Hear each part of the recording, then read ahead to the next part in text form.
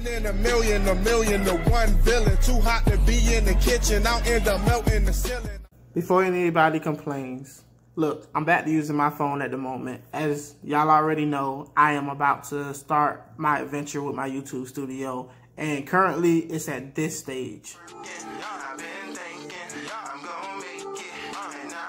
Alright, so look, I don't know how long it's gonna take, but I'm working on it, and I look forward to this adventure, and I will be posting videos to keep you all updated on how it's coming along, but I'm very excited about it.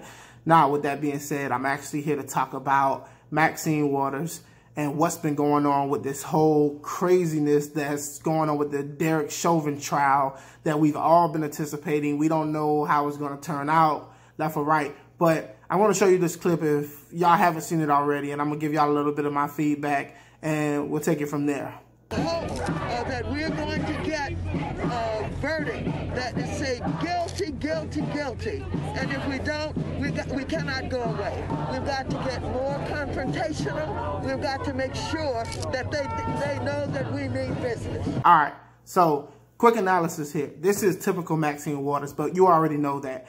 But the thing that I really want to point out and really focus in on is the fact that people are really acting surprised at this point. It's only natural that you have to pick a side today in America. You either have to choose to be on the far left or the far right. And if you fall somewhere in between those cracks, you're going to either be labeled to be far left or far right. At some point, it really doesn't matter if you're moderate. It doesn't matter if you're on the left or you're on the right. If you say anything that disagrees with one side, the other side is automatically going to label you to be an extremist. That's where we are in America at this point. At least that's the way social media has portrayed a lot of people to be. And that's what people are walking around believing. Now, Maxine Waters, we all know the deal with her. She's always saying something controversial, always ready to jump out there and be the suicide bomber when it comes to this actual social warrior justice movement that we've been seeing for the past couple of years. And I'm trying to figure out, because I really honestly don't know. Now, we can focus on the fact that George Floyd trial is going on currently right now, at least at the moment while I'm making this video.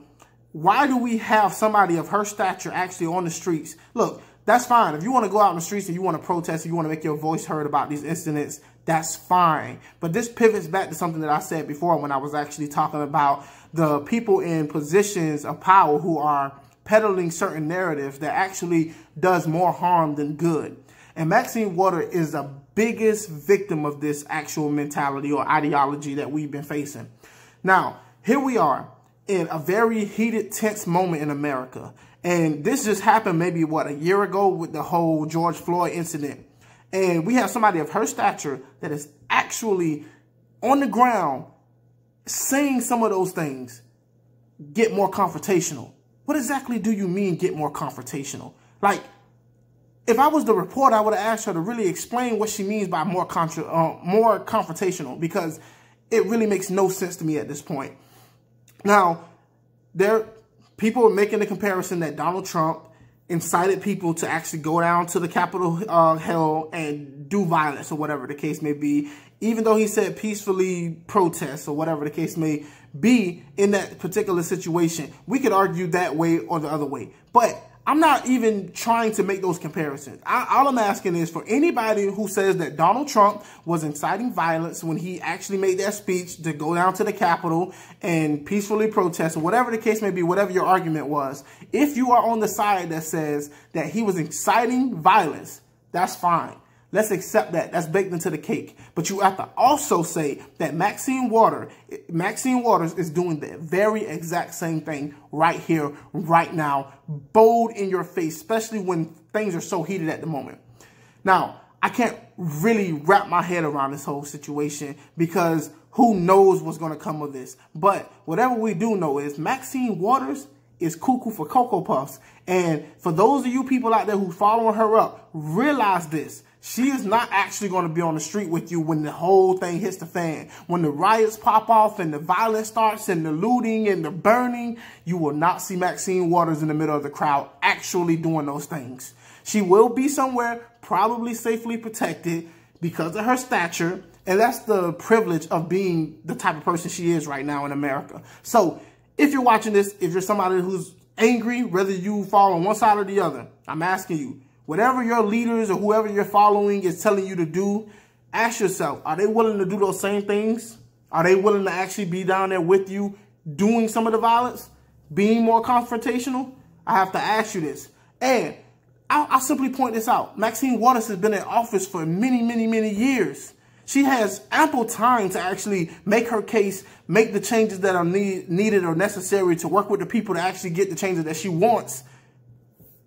That's where her power is.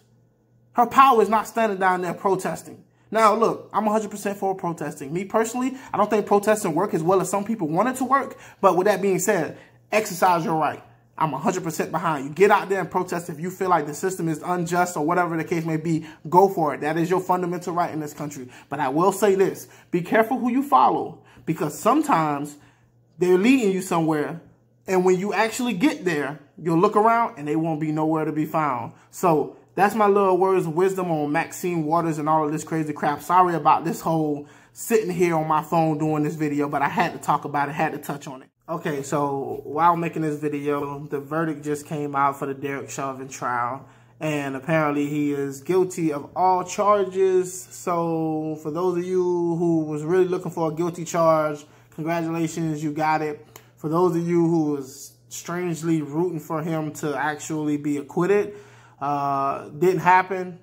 Maybe for those of you who thought he should have got lesser charges, well, that didn't happen either. But with that being said, the problem that I have with this whole thing is whether you feel one way or the other about the situation, I really feel like two things happened today. One, I feel like there can be a sigh of relief for those people who feel like the system is corrupt and that police officers always get away with murder. There's a sigh of relief for there. And there's also a sigh of relief for people who don't want their cities to be looted, burned, or, you know, the whole 9 yards. But the other thing that we have to pay attention to is we created a situation where you really never know in situations like this particular if people are really getting justice or not. How much of the public pressure played into the actual verdict? How much of the influences from the politicians and from the media and the news or the people out on the streets, how much of that played into the psychology of the people who actually had to make this decision? We will never know. And it may have not played any significant role in the actual outcome of the jury, right? But the problem with this whole situation is you will never actually truly know. And the same thing happened with the OJ trial. There was so much public attention, so many people playing so many different angles, you would never truly know how much of that impacted the actual decision that the jurors made. And there's a problem there. We want justice in the justice system because for justice sake. But we also don't want justice at the end of public pressure. And even if he got what he deserved, we want to know 100% he got what he deserved based on the facts and the evidence, not based on public pressure.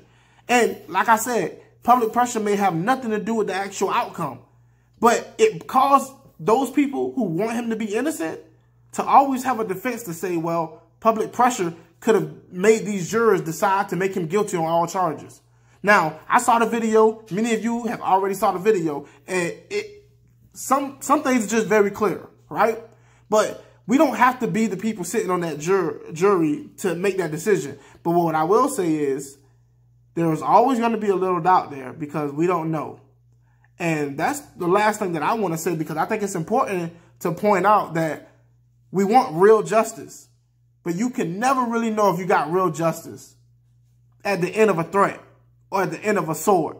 So with that being said, for those of you who took this win, take that win. For those of you who lost or feel like it's a loss, I really don't understand your side of the story right now. But with that being said, you have a right to feel entitled to how you want to feel. But guilty of all charges, Derek Chauvin, peace, deuce, and it is what it is. All right, folks. Like, subscribe, share, hit that bell. Till next time, peace and glory. I'm out. 1 in a million to one villain. Too hot to be in the kitchen, I'll end up melting the ceiling.